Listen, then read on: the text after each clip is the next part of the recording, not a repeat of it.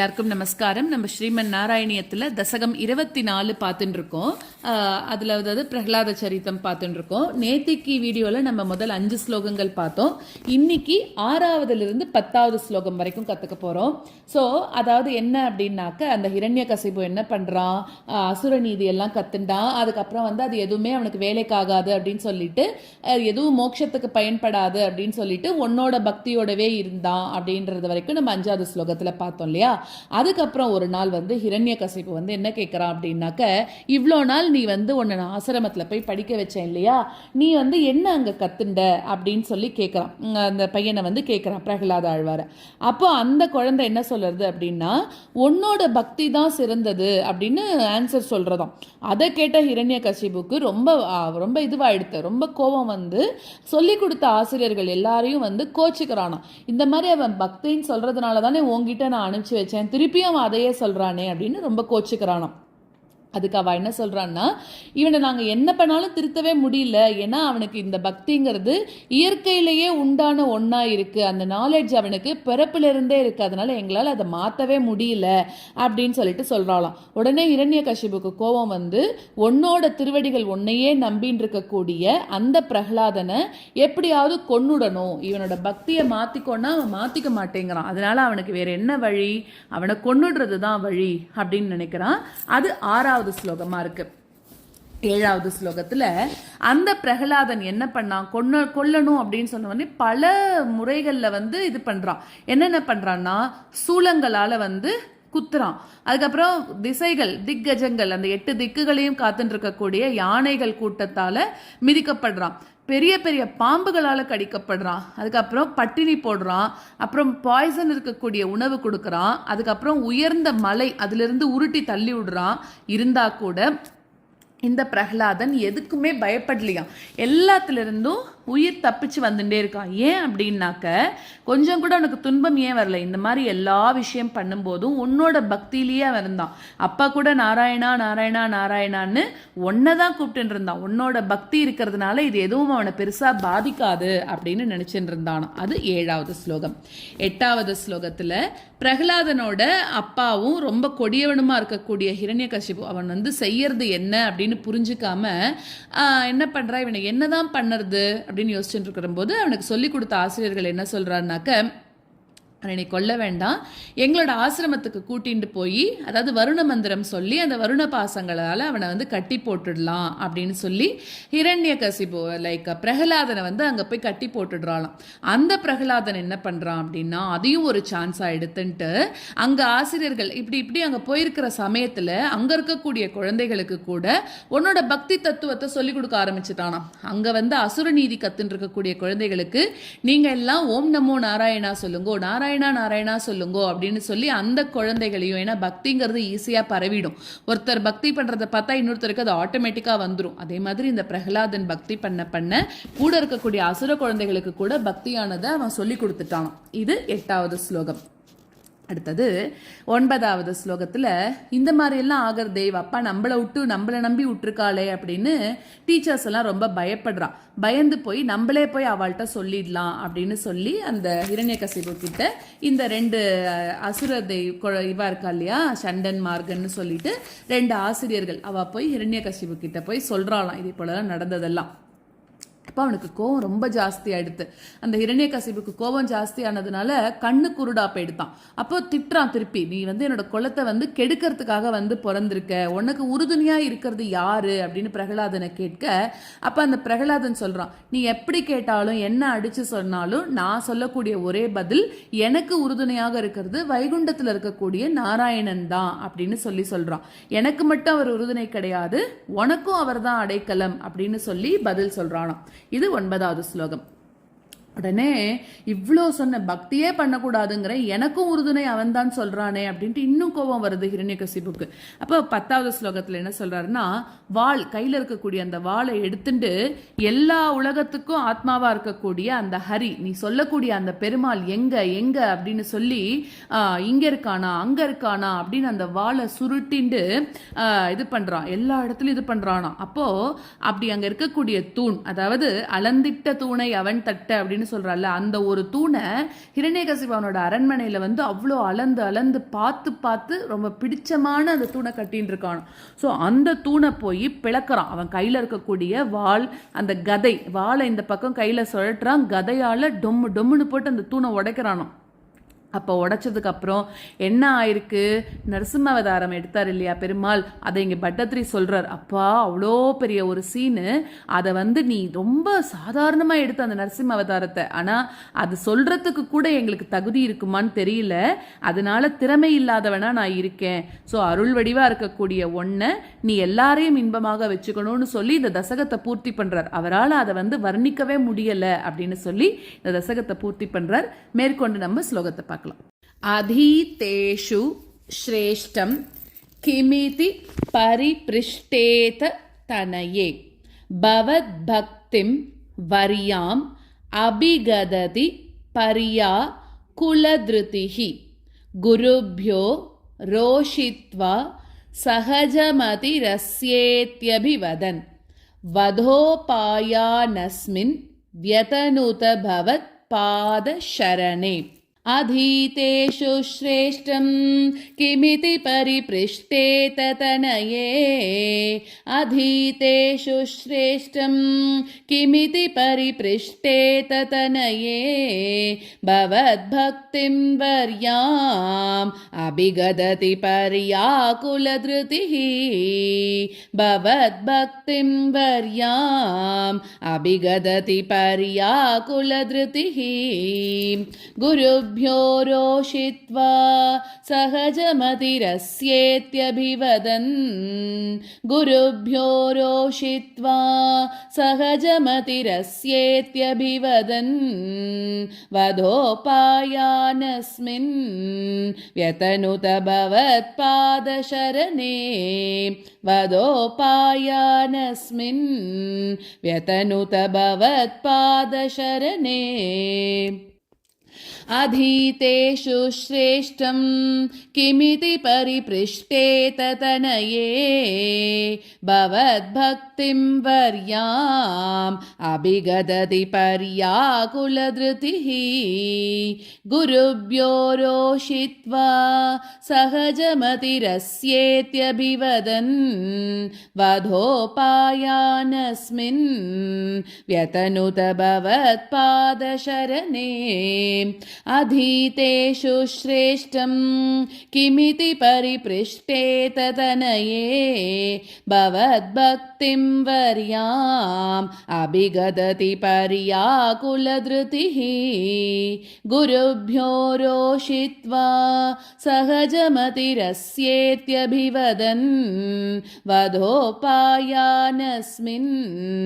व्यतनुत भवत्पादशरणे सशूलैर् आविद्धः सुबहुमतितो दिग्गजगणैः महासर्पैर्दश्चोप् यनशनगरा हारविदुतः गिरीन्द्रावक्षिप्तो प्यहः परमात्मन् नयि विभो त्वयि न्यस्तात्मत्वात् किमपि न निपीडाम भजत सशूलैराविद्धः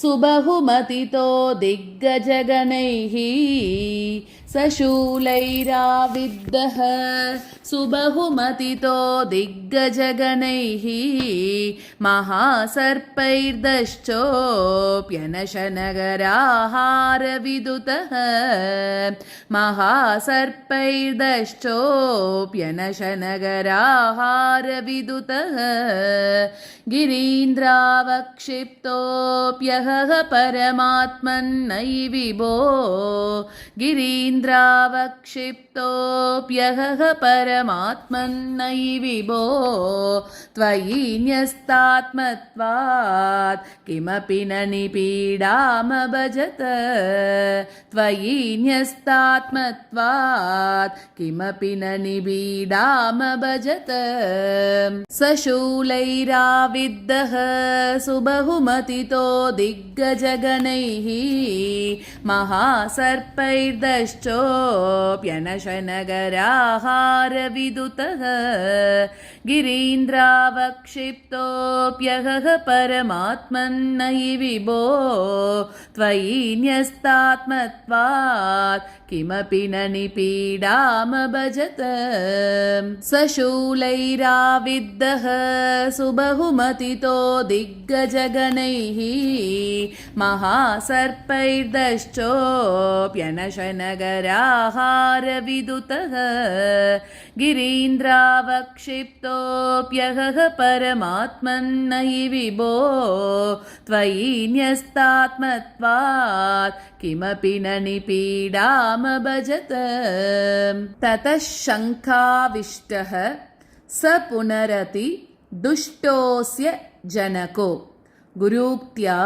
तद्गेहे किल वरुणपाशैस्तमरुणत् गुरोश्चासान्निध्ये स पुनरनुगान् दैत्यतनयान् भवद्भक्तेस्तत्त्वं परममपि विज्ञानमशिषत् ततः शङ्काविष्टः स पुनरतिदुष्टोऽस्य जनको ततः शङ्काविष्टः स पुनरतिदुष्टोऽस्य जनको गुरूक्त्या तद्गेहे किल वरुणपाशैस्तमरुणत् गुरूक्त्या तद्गेहे किल वरुणपाशैस्तमरुणत् गुरोश्चासान्निध्ये स पुनरनुगान् दैत्यतनयान् गुरोश्चासान्निध्ये स पुनरनुगान् दैत्यतनयान् भवद्भक्तेस्तत्त्वं परममपि विज्ञानमशिषत् भवद्भक्तेस्तत्त्वं परममपि विज्ञानमशिषत् ततः शङ्काविष्टः स पुनरतिदुष्टोऽस्य जनको ततः शङ्काविष्टः स पुनरतिदुष्टोऽस्य जनको गुरूक्त्या तद्गेहे किल वरुणपाशैस्तमरुणत् गुरूक्त्या तद्गेहे किल वरुणपाशैस्तमरुणत् गुरोश्चासान्निध्ये स पुनरनुगान् दैत्यतनयान् गुरोश्चासान्निध्ये स पुनरनुगान् दैत्यतनयान् भवद्भक्तेस्तत्त्वं परममपि विज्ञानमशिषत् भवद्भक्तेस्तत्त्वं परममपि विज्ञानमशिषत् ततः शङ्काविष्टः स पुनरतिदुष्टोऽस्य जनको ततः शङ्काविष्टः स पुनरतिदुष्टोऽस्य जनको गुरूक्त्या तद्गेहे किल वरुणपाशैस्तमरुणत् गुरूक्त्या तद्गेहे किल वरुणपाशैस्तमरुणत् गुरोश्चासान्निध्ये स पुनरनुगान् दैत्यतनयान् गुरोश्चासान्निध्ये स पुनरनुगान् दैत्यतनयान् भवद्भक्तेस्तत्त्वं परममपि विज्ञानमशिषत् भवद्भक्तेस्तत्त्वं परममपि विज्ञानमशिषत् पिता शृण्वन् बाल प्रकरमखिलं त्वत्स्तुतिपरं रुषान्दः प्राहैनं कुलहतक कस्ते बलमिति बलं मे वैकुण्ठः तव च जगतां चापि स बलं स एव त्रैलोक्यं सकलमिति धीरोऽयमगदीत् पिता शृण्वन् बाल प्रकरमखिलं त्वत्स्तुतिपरम् पिता शृण्वन् बाल प्रकरमखिलं त्वत्स्तुतिपरम् रुषान्दः प्राहैनं कुलहतककस्ते बलमिति रुषान्दः प्राहैनं कुलहतककस्ते बलमिति बलं मे वैकुण्ठः तव च जगतां चापि सबलं बलं मे वैकुण्ठः तव च जगतां चापि सबलं स एव त्रैलोक्यं सकलमिति धीरोऽयमगदीत् स एव त्रैलोक्यं सकलमिति धीरोऽयमगदीत् पिता शृण्वन् बाल प्रकरमखिलं त्वत्स्तुतिपरं रुषान्दः प्राहैनं कुलहतककस्ते बलमिति बलं मे वैकुण्ठः तव च जगतां चापि सबलं स एव त्रैलोक्यं सकलमिति धीरोऽयमगदीत् पिता शृण्वन् बाल प्रकरमखिलं त्वत्स्तुतिपरं रुषान्दः प्राहैनं कुलहतककस्ते बलमिति बलं मे वैकुण्ठः तव च जगतां चापि सबलं स एव त्रैलोक्यं सकलमिति धीरोऽयमगदीत् अरे क्वासौ क्वासौ सकलजगदात्मा हरिरिति प्रभिन्ते स्म स्तम्भं चलितकरवालो दितिसुतः अतः पश्चाद् विष्णो न हि वदितुमीशोऽस्मि सहसा कृपात्मन् विश्वात्मन् पवनपुरवासिन् मृडय माम् अरे क्वासौ क्वासौ सकलजगदात्मा हरिरिति अरे क्वासौ क्वासौ सकलजगदात्मा हरिरिति प्रभिन्ते स्म स्तम्भं चलितकरवालोदितिसुतः प्रभिन्ते स्म स्तम्भं चलितकरवालोदितिसुतः अतः पश्चाद् विष्णो न हि वदितुमीशोऽस्मि सहसा अतः पश्चाद् विष्णो न हि वदितुमीशोऽस्मि सहसा कृपात्मन् विश्वात्मन् पवनपुरवासिन् मृडय माम् कृपात्मन् विश्वात्मन् पवनपुरवासिन् मृडय माम् अरे क्वासौ क्वासौ सकलजगदात्मा हरिरिति प्रभिन्ते स्म स्तम्भं चलितकरवालोदितिसुतः अतः पश्चाद् विष्णो न हि वदितुमीशोऽस्मि सहसा कृपात्मन् विश्वात्मन् पवनपुरवासिन् मृडय माम्